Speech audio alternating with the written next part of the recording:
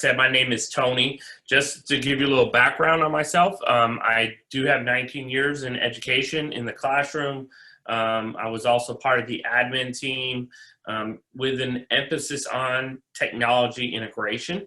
But then I was also kind of jack of all trades through my 19 years. Wherever the principal needed me, that's where I went. And my majority of my time was spent in 7th grade math, though. But that, so I do come from the classroom, and I do understand all of the challenges that teachers in the real world have, opposed to what sometimes people believe are our challenges. So just keep that in mind. That's where I come from. So the feature that we're adding to your cameras is called ViewPath Live. And ViewPath Live allows you to log into a separate interface from Safari, and then click a live button, and then it will allow you to use your AE EduCam that is mounted in your ceiling in Zoom, Teams, or Google Meets. We are not the video conferencing platform.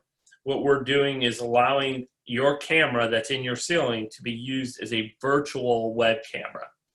So you would be able to actually just choose it as if you plugged a USB in the side of your computer and added a web camera to your device, or a USB camera. But it's what we're doing with this live button is all the heavy lifting that goes with that. So there is a piece of software that is installed on your computer.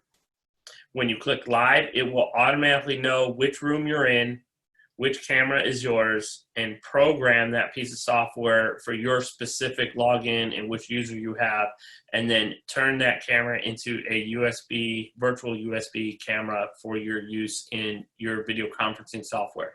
And what I was told in the last meeting is that Zoom is your primary tool that everybody should be using. So that's what we're using now, and that will make it a little bit easier to show you. So this is what the interface kind of looks like. You're not going to actually be able to see your cameras if you have the Panasonic camera that most of you do have, but that you will see the live button. When you click the live button, it will launch the software and put it into your tray. And I think that one actually be green. We made a change there. Green is live. And then in your settings, you want to change your microphone setting and your camera setting to the AE EduCam. And when you do that, and when I say in your settings, I mean your Zoom settings, then you will be able to use your classroom microphone, and you'll be able to use that microphone to be able to talk to the students who are in your Zoom session, and they will be able to see the front of your room or however you've set up your camera instead of the headshot that you see like myself at the moment. So I'm going to go ahead, let me see if I can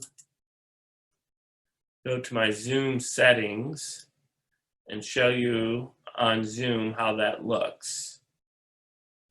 So if I go to video settings, so right now I'm using my built-in web camera, and if I select AE EduCam, that's actually the Panasonic camera that's in my office that we use for testing. So when I click close this window, if you look at the video setting on the screen, you should be able to see the camera in one view, and then you also can see the screen sharing in the other. And what that will do is allow the student to double click on the view they want to see. So if you double clicked on the camera view that you're seeing as my image, that would become your full screen image. And then you would have the ability to double click on the shared screen image and toggle back and forth between the two images. And that's what we're providing is in Zoom. You have the ability to have both your camera and however you've set it up. If you put it in quad view, this would show quad. If you put it in double pan, it would show double pan. If you have it in single, it will show the single. However you've configured your camera, that's what you will see in the Zoom meeting. So let me go live. So this is actual server. So what's going to happen on your end is that the district is going to provide you the IP address to use. You'll be able to click on it or paste it into Chrome. You'll be able to log in and click the live button. The live button then will launch the piece of software that is already installed on your computer, and program it for the room that you see in the red. So, and that's what happened. And that's what this little green, on my Mac, it's at the top. On the PC, it would be in the tray at the bottom. And you have that icon there. If you look at my image from my camera, there is a flip function that's built into our software, so you can actually flip this. This comes into play depending on the video conferencing software or how you have it configured, what the students are getting and what you are getting. So if you do the mirror image setting in Zoom, you're actually looking at it backwards, and the students are looking at it correctly. And they do that to kind of help you with left and right, so you can kind of see what the student, you know, your left is your left and your right is the right on the screen. But if for some reason it got mixed up, and you can come here and actually flip that. If the kids are telling you, hey, all the text on the board is written backwards, you can just come here and flip that image. And it varies depending on the software you use and how you have your settings set. The other thing we have is a refresh camera. So it does this automatically in the background as well, but if for some reason you lost your image, because this camera is on the network, things can happen on the network, and this will actually reach out and grab a new fresh stream and refresh that camera feed as well, if you had to do it manually. And the last thing is you're able to quit the software. So when you're done with your Zoom meeting, if you needed to, you could come and quit this software so that camera won't be available anymore. How it operates is that once you've logged in and you click live, this software will run for the next 8 hours. So the way we've come about that decision is a lot of teachers come in the morning, they set up for their day, they get organized for every period through the day, all the different contents, have everything set. So that way when it's transition time between periods or activities, they're not rushing around to try to get organized for the next group that comes in. So what I didn't want you to have to do is come in and log in between every period and click live. So in the morning, you could come in, see that it's the right camera, click live, and then the software will run for the next 8 hours. So if I ended this Zoom meeting and the next period starts and I start a new Zoom meeting for the next classroom, this would still be running and I wouldn't have to go and click anything. I could actually quit the Chrome browser completely. This works independent now once we've set it up for live, and you will be able to get that feed the whole day. But if you do float between rooms and you wanted to quit it or stop it, you can just come here and quit it. At the end of the 8 hours, it will quit the software, so that way no one can use that camera without being able to log back in and have been authenticated, either that morning or even the next day. So that has to be done every morning as you log in and kind of pick that live feature. Because the Panasonic camera is an older camera, that they went in 2013. They started going in, so they are not supported in our new platform for viewing or panning or tilting or adjusting or recording. You still have to do all of that through Safari. So you're going to log into Safari, set up your camera the way you want it to be.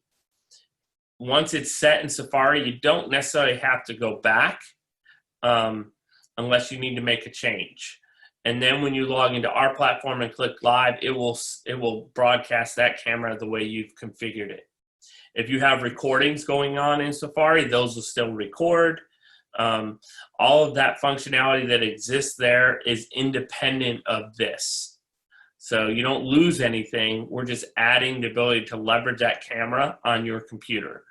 One of the questions that came up in the last group was, if I recorded the Zoom meeting, how would that impact anything? And so the Zoom meeting recording does not impact anything in Safari. It will record the Zoom meeting just as if you were recording the Zoom meeting anyways. They are independent processes.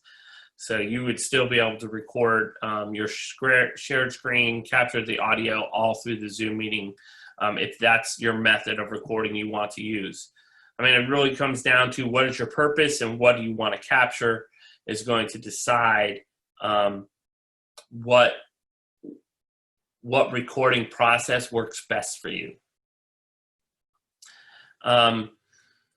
In the Zoom meeting, like I said, if the other thing you're going to want to do in your settings is not just change the video, but you're going to want to change the audio as well. So let me go to the settings again.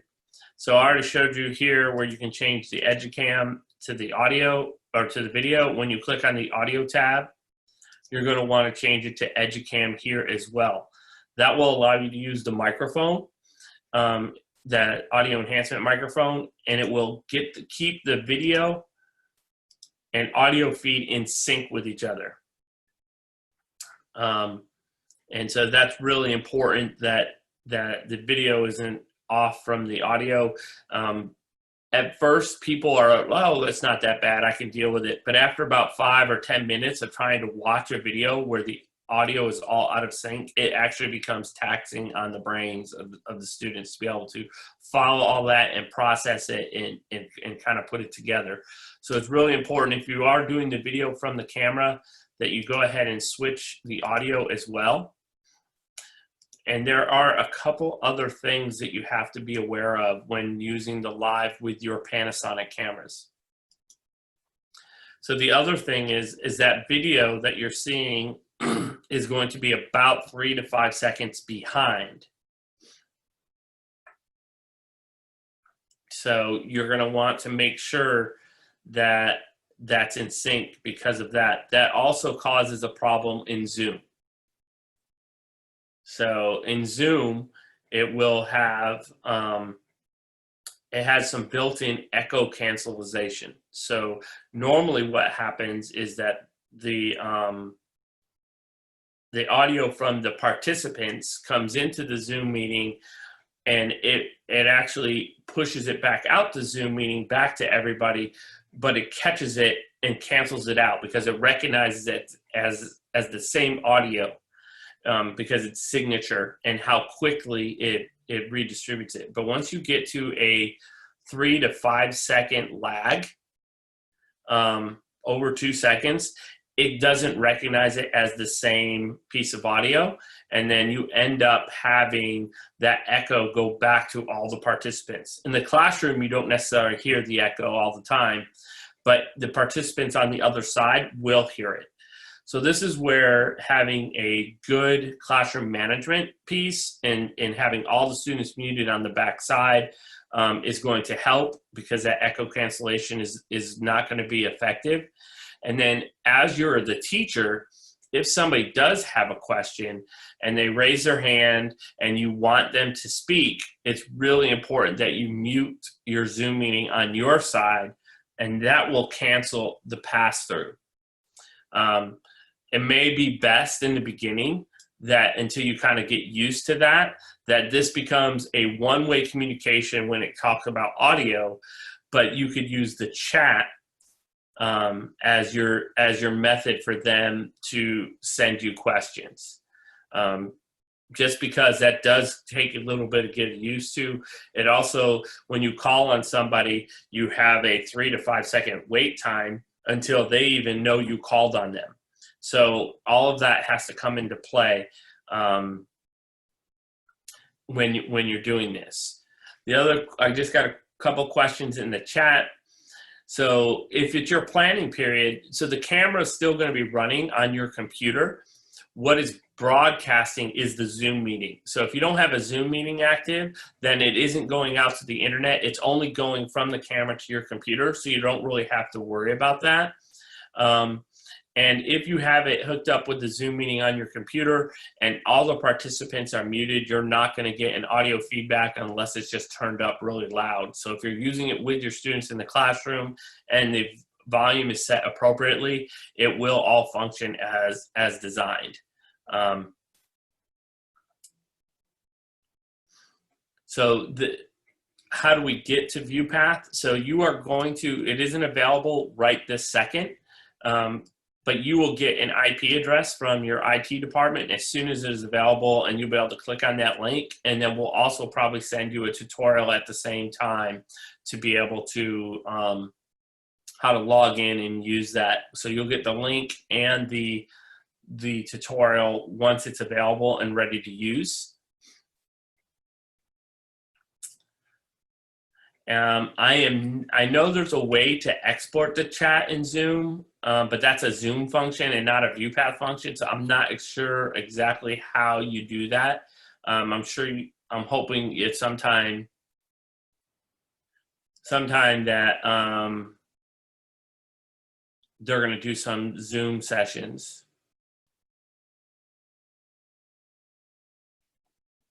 So,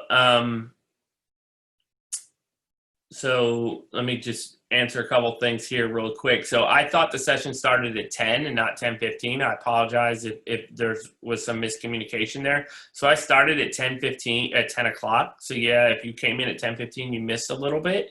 But I am going to roll back at the end and do a recap.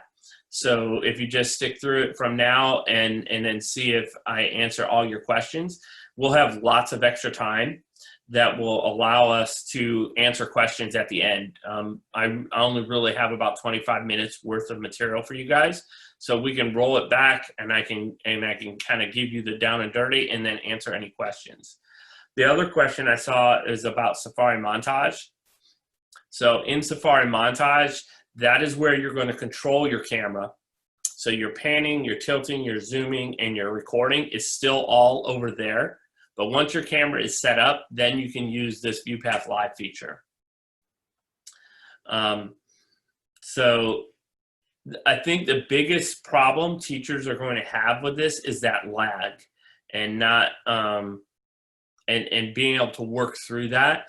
And that's why I think in general, if you run it like a webinar, where it's you giving them information and then they use the chat for questioning, you're going to kind of not run into the technical issues of echoing and feedback and those other problems. Until you're comfortable with that and understanding that 3 to 5 second lag, then it would make it a lot easier to use it in that way.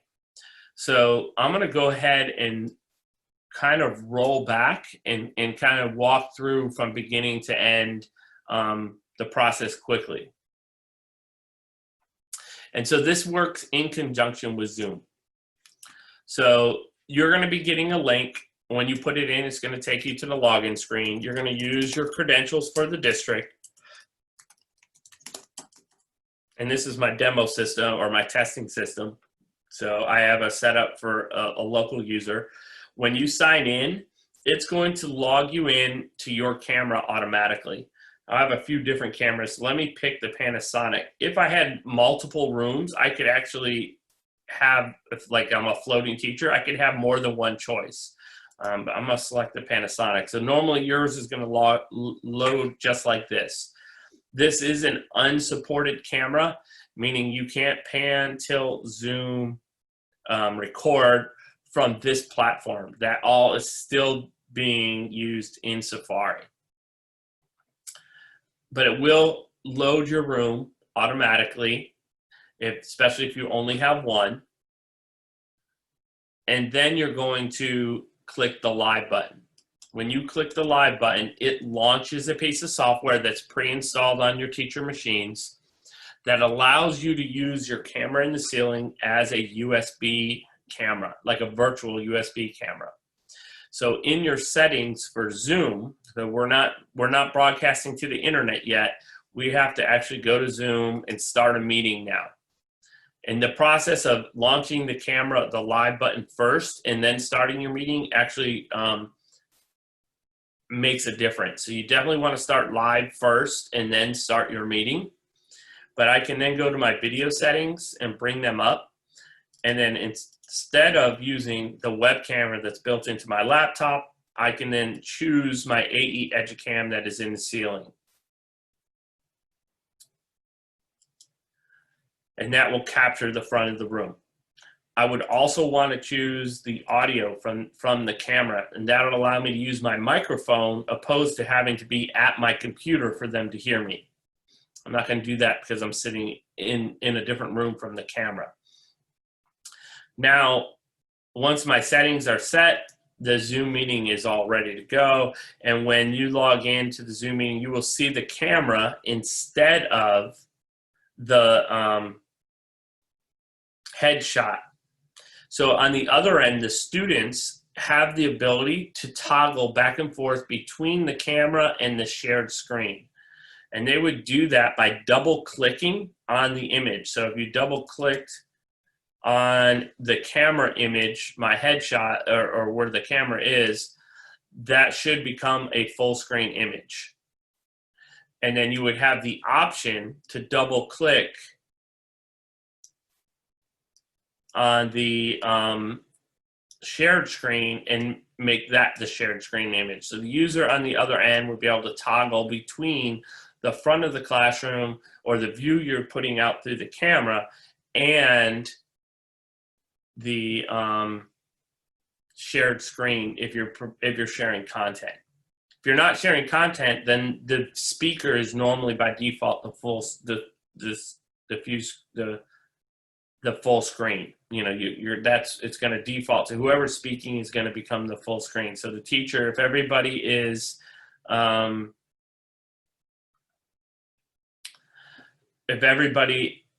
muted, you would be the only speaker, so yours would only be full screen. So the other thing about this is that our software is not broadcasting your camera out to the internet. The Zoom meeting is. So if you don't have a Zoom meeting going, then this is not going out, and no one outside the classroom would be able to see your camera. It only broadcasts from the camera to your computer, and then your Zoom meeting would be the part that broadcasts out. So like I said, really quick, you log in, it will automatically load your camera. You click live, that will launch the ViewPath software, and then the ViewPath software will allow you to pick your camera in your settings in your Zoom meeting.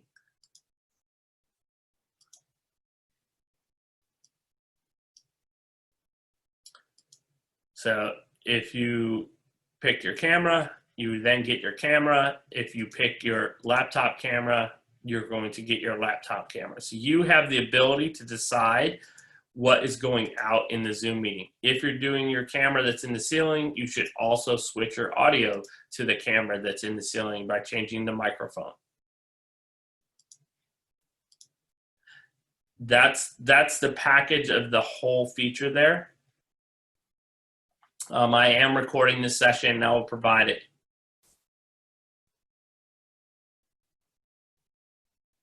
So that's a good question, Amy. If you want the students to be heard into the Zoom meeting, they would need to talk into a microphone if you have face-to-face students. The other thing, I'm not sure if passing around a microphone for every student to hold and talk into is going to be a practice we're using during this pandemic. So in general, you go back to old school teaching, right? Is that you are going to repeat the question back so everybody knows what was asked. That would be probably the easiest way to handle that.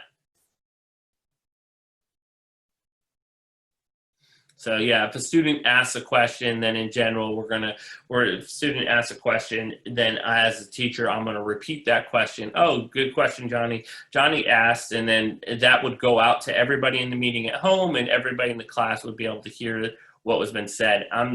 Whether or not you're gonna pass around a microphone or not is a policy decision. I'm not sure if that is going to be something that's allowed to happen. So that kind of covers everything. So what if you have a question, then I would, you can throw it in the chat, or if you want to unmute yourself really quick and ask your question, then I can answer questions. So the playback from this meeting, I'll be sharing that with Jennifer and Casey, and they will be getting that out. You can adjust the camera view from Safari, pan, tilting, and zooming, just like you've always been able to adjust it. But once it's set, then you definitely you wouldn't be able to adjust it on this end. And yeah, this probably wouldn't be great for a Socratic seminar, but I don't think it's, Socratic seminars probably aren't going to be a great tool for a blended classroom. In general, when you have, even with a Zoom meeting, that's why they do webinars. Once you have too many people with open mics, you are going to run into audio problems no matter what, whether you're using our system or anybody else's system or a laptop. That's why when they do webinars where there's a lot of people, they don't even have the ability to turn on the mics. Because if you get past 10 or 11 mics, you are going to run into audio issues. Teaching in a blended environment where half your kids are at home and half your kids are in class is going to take a change in pedagogy, and you're going to have to make some adjustments. There's no way we can do the same thing for everybody that was in class last year and do the exact same lesson the exact same way when half the kids are at home. So there are going to have to be some changes in instruction, but that was a question that came up, and how those look, everybody's figuring out. So it isn't like anybody has the answer. This is just one tool. You also have your web camera. If you have a USB camera, like an Elmo or a Ladybug, that would be great. If you're doing science labs, you may have to use that USB camera to do the close-up portion of the science lab and share your screen, and where the wide angle would come from the camera in the ceiling. So there's a lot of things. I wouldn't say this is the one solution that solves all your problems. And anybody who tells you they have the solution that solves all your problems probably hasn't been a teacher, because there's never one solution that works for everything. So just keep that in mind. So do you record through ViewPath or Zoom was the question I just got. So you actually can record through Safari just like you've always been, and you can record your Zoom session through Zoom. So those sessions or those recordings look slightly different, and they would capture the lesson in different ways. So you would have to kind of know what you want to capture and how do you want it to look, and then that would be determine which method. But you could record them both simultaneously, and so you could set up your ViewPath in Safari to record, and then you would be able to actually record your Zoom meeting at the same time. They have nothing to do with each other.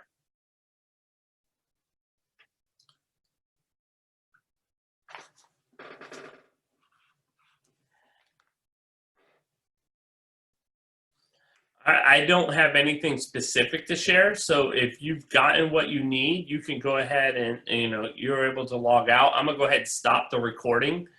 And then if you still have questions, I'm gonna stay on.